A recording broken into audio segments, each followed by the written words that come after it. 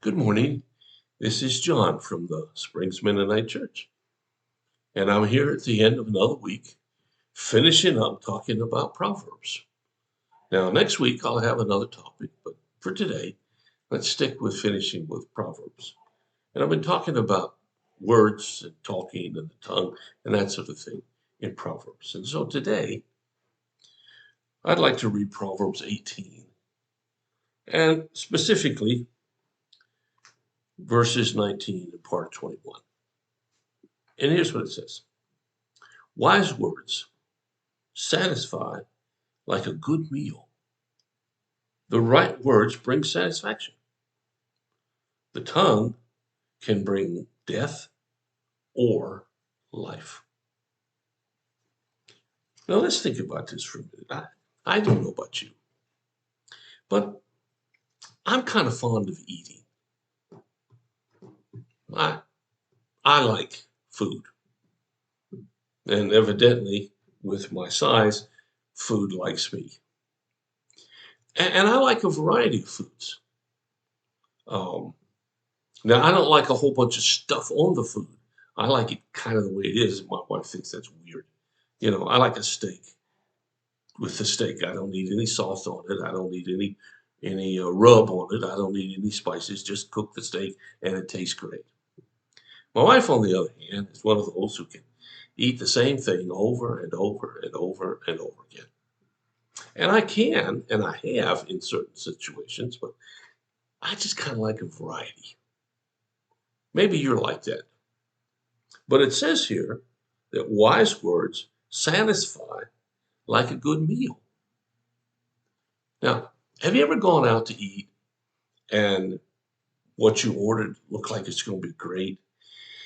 And then when you got it, it wasn't quite the way it was.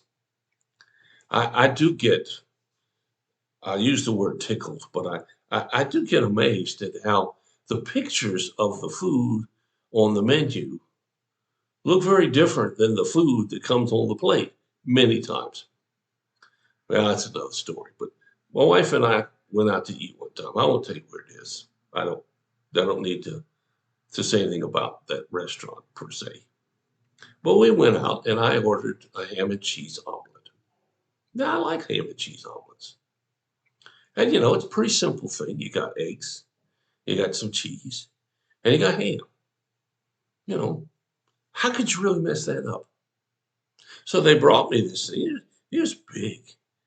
And I could see the cheese running out on the side. And I thought, boy, this is going to be great.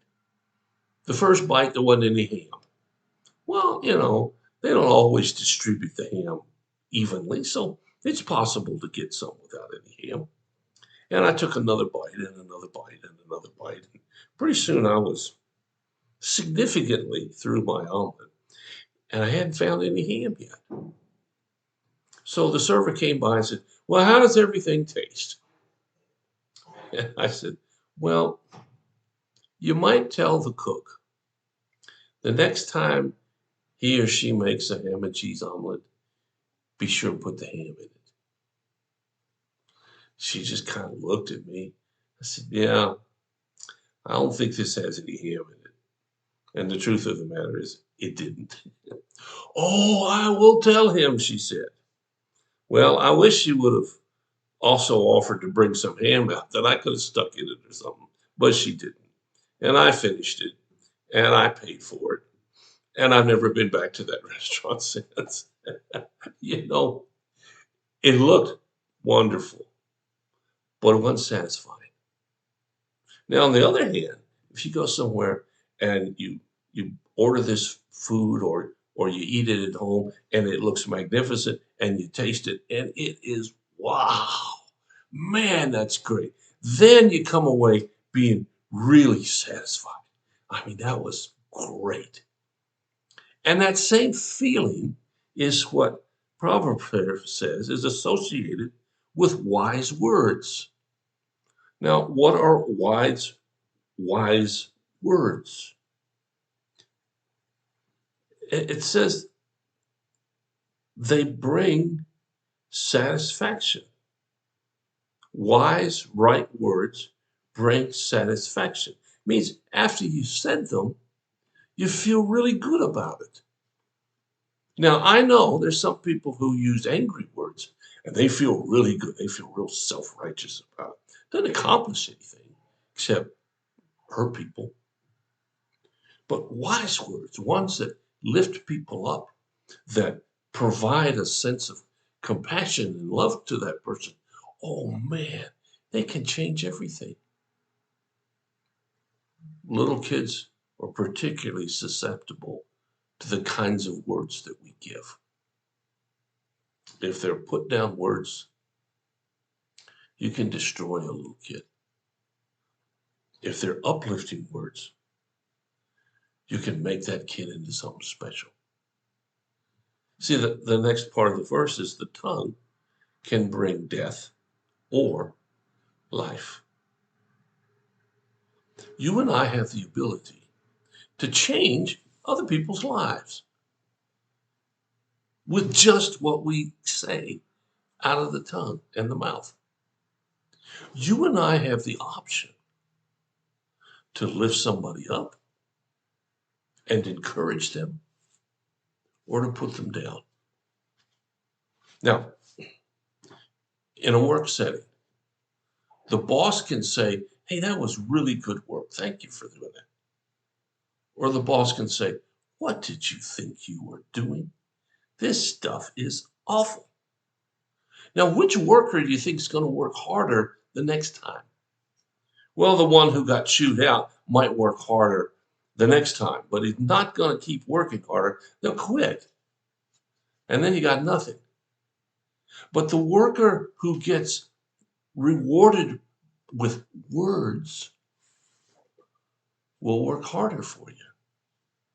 And they will want to, because those kinds of words bring life. God here is telling us that our words are important. They're critical to living, and not just on special days, but all days, especially when you feel bad. Oh, I know I felt bad. I've had more surgery than I ever thought I'd have. And some days I didn't feel very good, but I'm so thankful that I was able to maintain an attitude of thankfulness and respect to the people who were trying to help me. Have you ever been in that situation? Is that what you did? If we can recognize and understand what's coming out of the mouth makes a difference, good or bad, we pay more attention to it. So today, I'd like to challenge you. If you're watching this late at night, well, then do it tomorrow. See what kind of words come out of your mouth. See what they say. And pay attention to how people respond to them. I guarantee you, Bible's got it right here. The tongue can bring death or life. Which does yours bring? What do you think about it? Thanks for listening today. In fact, thanks for listening all week. I hope it's been helpful. If it hasn't been, well, I'm sorry. I'll try again next week. But in the meantime, if you have a need or a concern, let us know. We'll do whatever we can, as fast as we can, to help meet your need. Thank you so much for listening. Have a wonderful weekend. I'll be back on Monday and talk to you again.